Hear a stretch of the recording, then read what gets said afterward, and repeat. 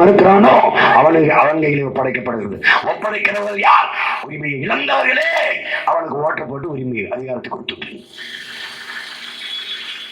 நீங்கள் புலம்பி தவிர்ப்பது, அழுது கண்ணீர் வடிப்பதை பார்க்க சகிக்காமல் உங்கள் பிள்ளைகள் நாங்கள் இங்க வந்து கத்துகிறோம். ஒரு முறை இந்த உலகத்தை எப்படிப்பட்ட மாறுதலுக்கு கொண்டு வர நினைக்கிறாயோ அதை உன்னிலிருந்து தொடங்கு என்கிறார் அண்ணல் காந்தியடிகள்.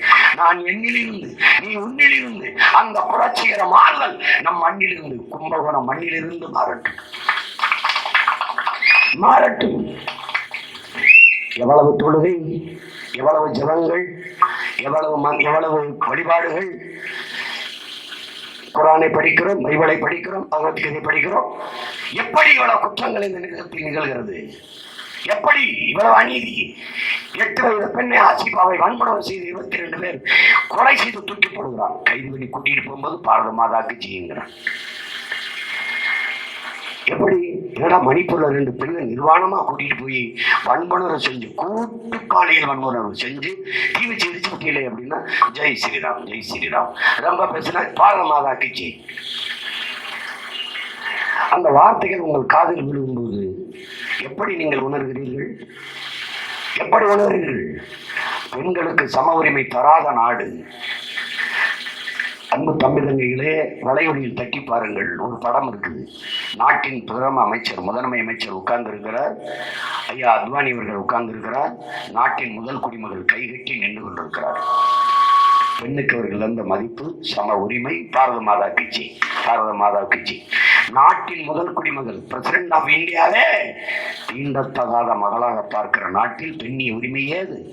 கைகட்டி நிற்கிறார். படத்தை பாரு. இதற்காகவாது வீழ்த்து. இந்த மானுட குல எதிரிகளை மண்ணில் இருந்து துரத்து. காங்கிரஸ் ஒரு இனத்தின் வரலாற்று பகைவன். அவன் நம் இனத்தை கருவறுத்தவன். 3 கையெழுத்தில் நம் இனத்தின் தலையெழுத்தை மாற்றியவர்கள் அவர்கள். லாகூர் சாஸ்திரி சினிமாவை பண்டாரநாயக்கா கையெழுத்திலே மலையகத்தில் வாழ்ந்த நம் மக்களை, 15 லட்சம் மக்களை நாடற்றவர்களாக, குடியேற்றவர்களாக, குடியுரிமையற்றவர்களாக்கி இரவோடையவாக 15 லட்சம் மக்களை இந்த மண்ணிலே இறக்கி விட்டு ஓடி போனவர்கள் இவர்கள். 1924 இந்திரா காந்தி சினிமாவை பண்டாரநாயக்கா கையெழுத்துல நம்முடைய உரிமை, நம்முடைய தாய் நிலம் கச்சத்தீவை நம் இனத்தின் வரலாற்று பகைவன் சிங்களனுக்கு தாரை வார்த்து கொடுத்தார்கள். அந்த கையெழுத்து 2வது கையெழுத்து. 3வது ராஜீவ் ஜெயவர்தன் கையெழுத்து. அந்த கையெழுத்துதான் நமது அருமை ஈழ சொந்தங்களை, தமிழனுக்கென்று தேசமடையும் என்று போராடிய அந்த புரட்சியாளர்களை நசிக்க நாசமாக்கி வடுக்கட்டாயமா ஒரு போரை மீது திணித்தது அந்த கையெழுத்து தான். 3 கையெழுத்து, 3ம் காங்கிரஸ் கையிருக்கே அந்த கை ஓட்ட கையெழுத்து. இந்த கையெழுத்து போட்டு நம் இனத்தின் தலையெழுத்தை இவ்வளவு கீழான நிலைக்கு தள்ளியவர்களுக்கு மறுபடியும் இந்த கையால் ஓட்டளித்தால், அந்த கைக்கு ஓட்டளித்தால், நீ உண்மையிலேயே அறிவார்ந்த தமிழ் சமூகத்தின் மகன் தானா, மகள் தானா? மானம், சூடு, சுரணை, கோபம் உனக்கு இருக்கா? ஒரு சொட்டு தண்ணி தமிழர்களுக்கு கொடுக்க முடியாது, தமிழர்களுக்கு தண்ணி கொடுக்க நாங்கள் முட்டாளா என்று அந்த நாட்டின் கர்நாடக நாட்டின் முதலமைச்சர் சீதாராமையாவும் துணை முதல்வர் சிவகுமாரும் பேசுகிற போது அவர்களுக்கு வெற்றிக்கு, கர்நாடக அரசியல் வெற்றிக்கு, கர்நாடகத்தின் வெற்றிக்கு பாடுபட்ட பெருந்தகை நம்முடைய ஐயா திராவிட மாடல் திலகம். அவர் தான் அங்கே போய் பாடுபட்டார். வெற்றி அடைந்தது. அவன் சொல்லுவான் காவிரியில் தண்ணி தர மாட்டான், தெரியும் அவருக்கு. வந்தால் மேகதாதுவில் அணை கட்டுவோம். 2 கட்சியும் அறிக்கை கொடுத்திருக்கு. 9,000 கோடி காங்கிரஸும் கொடுத்திருக்கு, பாரதிய ஜனதாவும் தேர்தல் அறிக்கை கொடுத்திருக்கு. நாங்க வந்தால் 9,000 கோடி ஒதுக்கி மேகதாத்தில் அணையை கட்டி தண்ணீரை தடுப்போம். தெரிஞ்சும் போய் ஆதரவு ஓட்டு. இப்ப ஆட்சிக்கு வந்தோடனே தண்ணி தர முடியாது. ஒரு நல்ல தலைவனாக இருந்தால், மண்ணை மக்களை நேசிக்கிற தலைவன், மண்ணின் மக்களின் உரிமையை பெற்றுக் கொடுக்கிற தலைவன், காப்பாற்றுகிற தலைவன், மீட்கிற தலைவனாக இருந்தால், என் மண்ணின் மக்களின் உரிமை, காவிரி நதிநீர் உரிமை, ஒரு சொட்டு தண்ணி தர முடியாது என்றால் உன்னோட தேர்தலில் கூட்டும் இல்லை, உனக்கு ஒரு சீட்டும் இல்லை என்று சொல்லியிருக்க வேண்டுமா வேண்டாம்? ஏன் அந்த சிந்தனை உனக்கு வரவில்லை? ஏன் உனக்கு கோபம் வரவில்லை? சிந்திக்க வேண்டும். சிந்தித்தால் சந்தேகம் வரும். சந்தேகம் வந்தால் ஏன், இதற்கு எப்படி என்ற கேள்வி வரும்.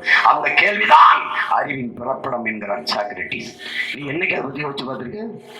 என்னைக்கு யோசிச்சு பார்த்திருக்க? எல்லாரும் போடுறாங்க, நம்மளும் போடுவோம்.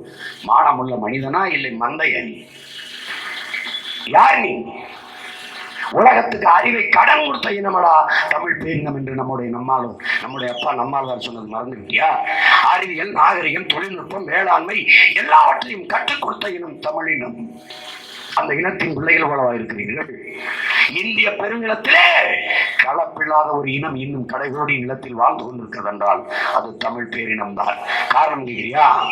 இந்திய திணித்தார்கள், ஒரே ஒரு நிலம் தான் எதிர்த்தது, தமிழ்நாடு. நீட்டென்றார்கள், வேற எங்கேயாவது நீட்டென்று விட்டார்கள். எந்த அநீதியான திட்டங்கள் வருகிறதோ, சிஐஏ எதிர்த்தவன் தமிழன், என்ஐஏ எதிர்த்தவன் தமிழன், ஜிஎஸ்டி எதிர்த்தவன் தமிழன். எந்த நச்சு திட்டம், எந்த அடக்குமுறை ஒடுக்குமுறை திட்டம் வந்தாலும் முதலில் எதிர்த்தவன் தமிழன். எங்க நீட்டுக்கு எதிரான போராட்டம், எங்க இந்திக்கு எதிரான போராட்டம் இல்லை. காரணம் என்ன? Pure risk. எத்தனை முறை எவரவர் படையெடுத்து வந்தாலும், பண்பாட்டு சிதைவு, மொழி சிதைவு இருந்தாலும், நாங்கள் தமிழர்கள் என்ற தூய மரபு ஓடிக்கொண்டிருக்கிற ஒரு கூட்டம் இன்னும் இந்த தமிழ்நாட்டில் வாழுகிறது. அதற்கு சான்று ஜல்லிக்கட்டுக்கு தடை வந்தபோது நாங்கள் தமிழர்கள் என்று திரண்டு எழுந்து போராடி அந்த ஜல்லிக்கட்டு தடையை நொறுக்கியதே சான்று.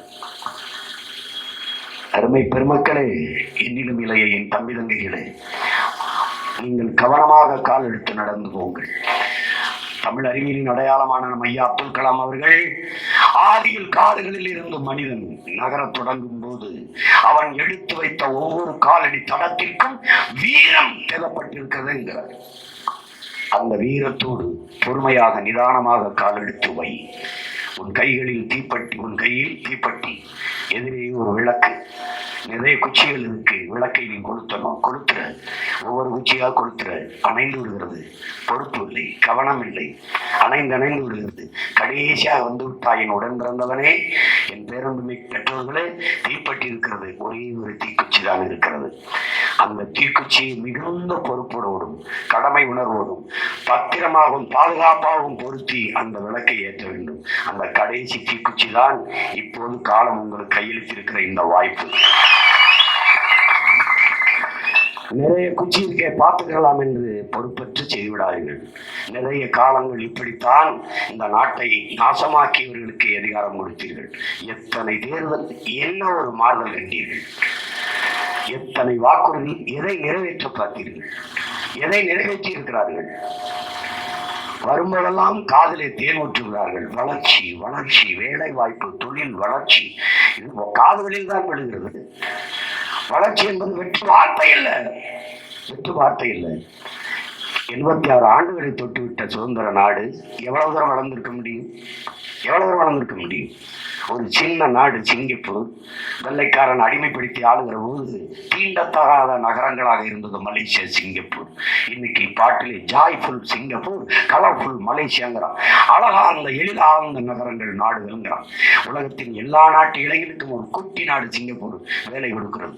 கல்வியின் தரத்திலே 3வது இடத்தில் சிங்கப்பூர் இருக்கிறது. கும்பகோணம் அளவுக்கு தான் அந்த நாடு இருக்கும்.